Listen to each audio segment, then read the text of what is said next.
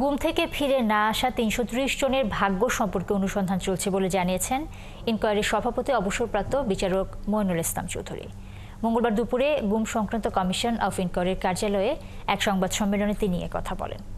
গুম সংক্রান্ত commission of ইনকোয়ারির সভাপতি বলেন, এ পর্যন্ত ১,৭৫২টি অভিযোগ জমা পড়েছে, যার মধ্য থেকে প্রায় ১,০০০টি অভিযোগ এবং তার সঙ্গে সংযুক্ত কাগজপত্রের যাচাই বাছাই প্রাথমিকভাবে সম্পন্ন হয়েছে।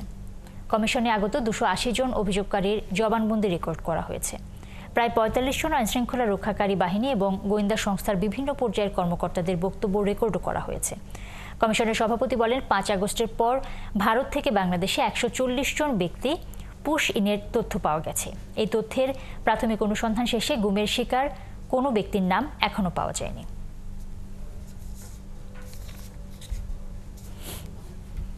ভারতের বিভিন্ন কারাগারে বন্দী থাকা বাংলাদেশি নাগরিকদের তালিকা চাওয়া হয়েছিল।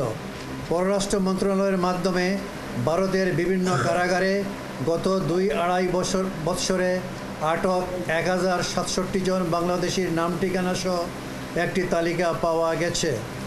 আরও তথ্য পাওয়া গেলে কমিশনে প্রেরণ করা হবে মর্মে লিখিতভাবে উল্লেখ করা হয়েছে।